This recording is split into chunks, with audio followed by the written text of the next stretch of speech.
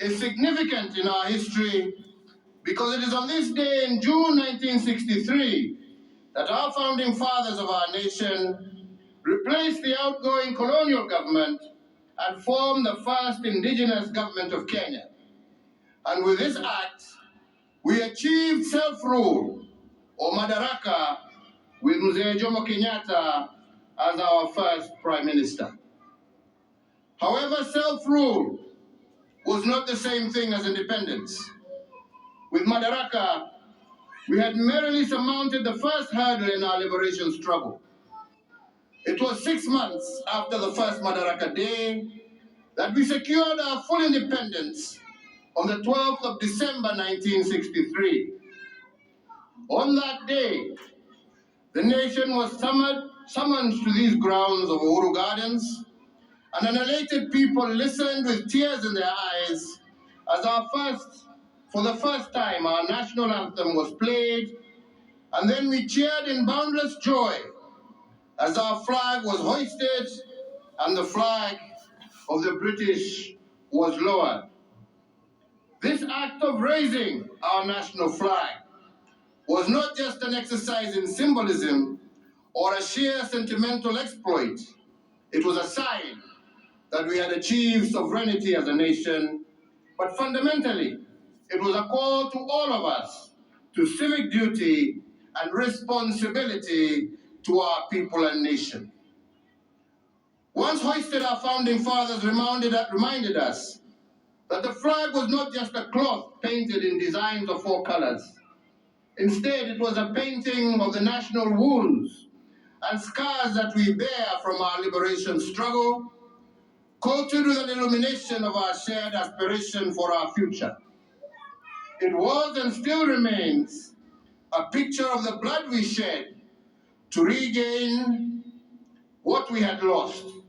It is a reflection of the dignity of our heritage and the pride that we restored.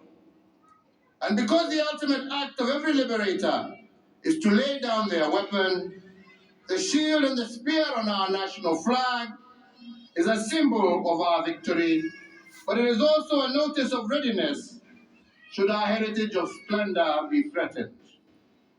According to our founding fathers, therefore, our flag is not just a sentimental piece of fabric decorated in ink. We must always remember that each time it flies, it is blown by the last breath of our liberators as they made their final bow to liberate our country, Kenya. And why did our independence heroes choose these gardens as a place to midwife our young nation? What was the significance of these grounds in the history of our liberation struggle? And what did they want remembered by generations to come?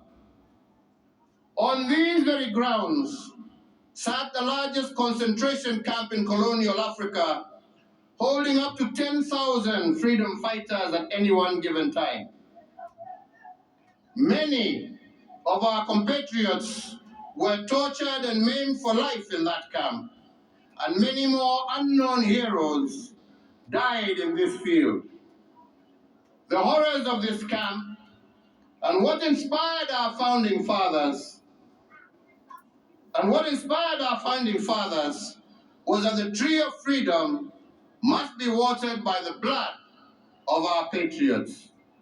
And that is why on Jamaica we planted a Mogumo tree, a symbolic reminder of this eternal truth. Although the colonizers killed the messengers in the camp, they could not kill the message. The liberation fever spread across our nation, and the colonizers had no option but to give in. And why do I call Uhuru Gardens hallowed? It is because our founding fathers wanted us to celebrate this ground as a camp of martyrs and the birthplace of a nation, a place of remembrance, healing, and renewal.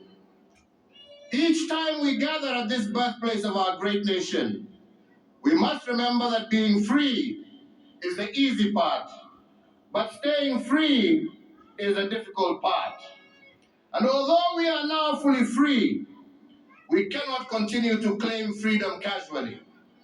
Instead, we must begin to practice it and jealously guard it against all threats, both foreign and domestic. The practice of freedom comes with a price. If our heroes paid the price to liberate our nation, we must similarly pay the price of nurturing our freedom. But fundamentally, we must remember that the price today is not the price tomorrow. The price of liberating the nation is not the same price of growing the nation. To keep and nurture our freedom, we have to pay a higher price.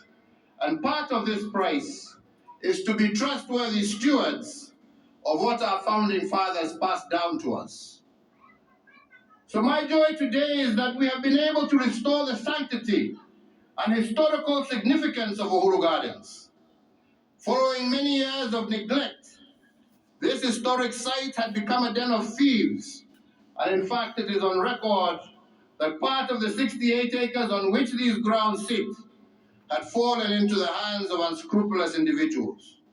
We have reclaimed it and grabbed the site back and restored its dignity and purity. Yesterday I had the distinct honor of inaugurating these grounds as a monument and a museum of remembrance and a place of unedited history. And we have done this because a progressive nation does not hide its history. It confronts it and endures to correct it so as to change the future. Each time we celebrate our liberation struggle, tradition demands that we ponder a series of questions. Fundamentally, we must ask how. How have we built on what was handed down to us? What account can we give of ourselves as the successors of the cause of our liberators? And can we honestly say that we have been faithful stewards worthy of their sacrifice? On the 9th of April 2013, I assumed office as the nation's 4th president. Today, 9 years and 2 months later to the day, in discharge of the mandate you bestowed upon me, my administration has built on the gains secured by the previous 3 administrations and strengthened our social fabric, making Kenya safer and healthier, fairer and just, a nation where justice is truly our shield and defender, reinforced our educational and technical excellence, integrated devolution as a way of life, and successfully led the nation through the worst global health crisis in a century, while also expanding economic opportunities for Kenyans. As Kenyans, we often dwell on what and how without asking ourselves why. And so I answer, why have we invested so heavily in infrastructure? Why has my administration extensively equipped and retooled our defense and security agencies and expanded the benefits enjoyed by the staff therein? Why has the government driven digitization in the delivery of public services while also fostering grassroots location and access at the same time? Why has my tenure in office seen so much emphasis on transformative programs, reforms in healthcare, education, agriculture, energy, titling of land, housing and social protection, affirmative action, commerce and industry, and the ease of doing business? We have done all of this because they are interrelated aspects of our national life that are tied together with a singular golden thread, areas of challenge that can become the engines that drive Kenya into a more just and prosperous future. Fellow Kenyans, national security and defense has been a priority area since 2013 because we cannot deliver on our national anthem's promise of plenty within our borders if these borders were porous and insecure. I therefore made security a top priority because I know that without a secure environment, no life can flourish and no enterprise can thrive. With the mandate that was given to me, we silenced the wave of terror attacks that had a stranglehold on our nation. And we achieved this by retooling our security organs and making them more capable to address the dynamic contemporary security challenges that Kenya faces. To all our security officers, because of your commitment to defend our nation and to squarely face new dangers, every citizen is able to participate in the social economic development of our nation. You have kept us free, you have preserved our way of life, and allowed us to enjoy the present as well as protect tomorrow, and we thank you for that service. In realizing equitable development through devolution, it was my distinct honor to be the president who received, fostered, and gave impetus to the devolved system of governance. Today, the results of our proactive and enthusiastic support are markedly visible from Makueni to Mandera, from Busia to Bungoma, from Mombasa to Meru, from Lamu to Laikipia, and from Turkana to Tharaka-Nithi. We, with the mandate that you gave, have institutionalized devolution and forever changed the face of Kenya, buoyed by the 2.4 trillion Kenya shillings that we have transferred from the national government to the counties from 2013 to date.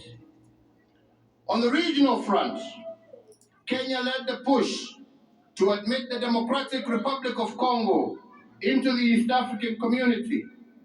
With this singular move, the East African Common Market grew by 90 million people, yielding a now expanded market of 300 million citizens and a consequent enhanced opportunities for our Kenyan enterprises. To exemplify this, I mentioned just one, Equity Bank, which is already breaking ground in DRC and is already the second largest bank in the Democratic Republic of the Congo. On the global stage, we remain a leader in the cooperative multilateral order, as evidenced by our membership of the United Nations Security Council that has provided us a voice on international peace and security.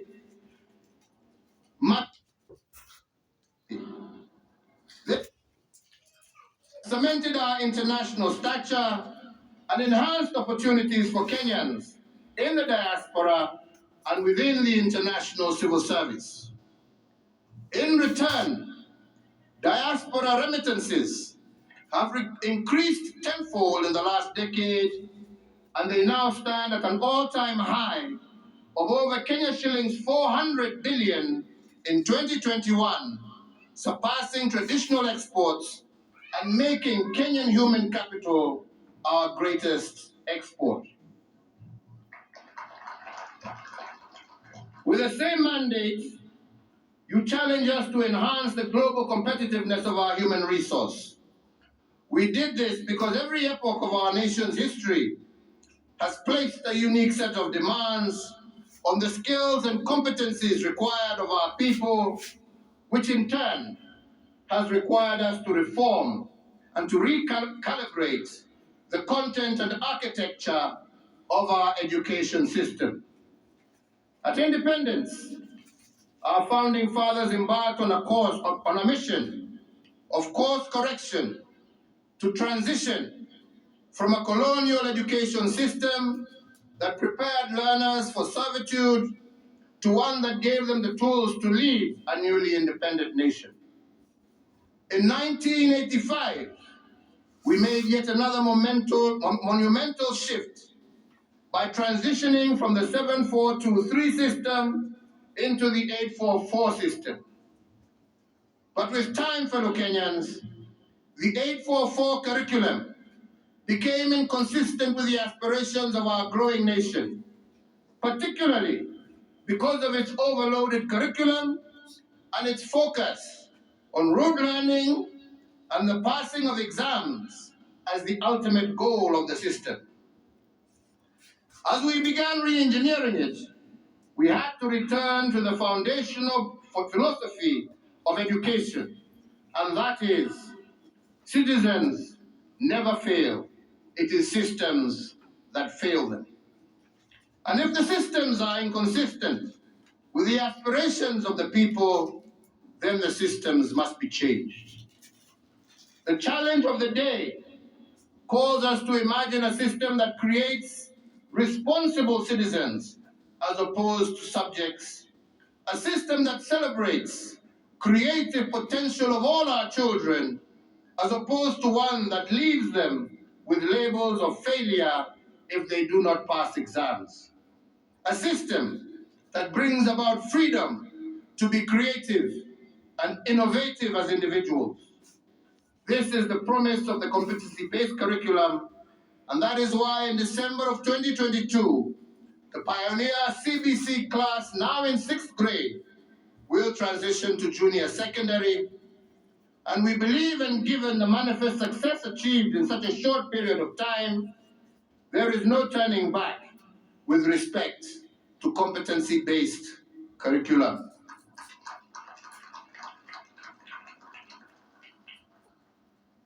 With the same mandate, we have also secured a 100% transition from primary to secondary education, ensuring that no Kenyan child is left behind. We have also achieved Africa's first one-to-one child-to-book ratio and restored the integrity of our nation. In regard to higher education, we live in a time when knowledge is placing other resources as the main driver of economic growth, and thus education has increasingly become the foundation of a greater individual prosperity. Our universities continue to incubate innovations and to prepare the next generation of leaders who are technically proficient and knowledgeable. Talents continue to be nurtured, and a workforce that is globally competitive is, with each passing year, transitioning from our institutions of higher learning into prominent positions locally and abroad. To ensure that even those that are not admitted to universities get an equal chance, we have transformed our technical and vocational education training. Where they stood only 52 institutions in 2013, today Kenya is home of 238 institutes, representing a 435% growth. With this transformation, every Kenyan child has a chance to make it.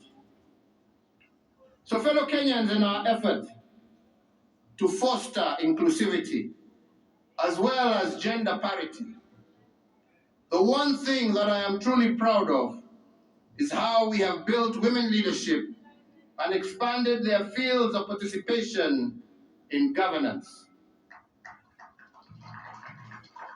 For a long time, women affairs were relegated to the Department of Social Services, where they were grouped with children. In fact, the first woman to be appointed as a permanent secretary happened 24 years after independence. Margaret Githinji was appointed the permanent secretary for Commerce and Industry on Madaraka Day of 1987. And thereafter, the first woman to become a cabinet minister, the Honorable Nyiva Mwendwa, occurred 32 years after independence in 1995. Today, and thanks to the 2010 Constitution and my commitment to equality and inclusivity, I have had the pleasure of working with 11 women in my cabinet at different times and in different capacities. All of them have occupied high-profile portfolios, and in fact, all the cabinet secretaries for foreign affairs for the last 9 years of my term have been women, and we have seen how they have placed our country globally. Of equal note is that my administration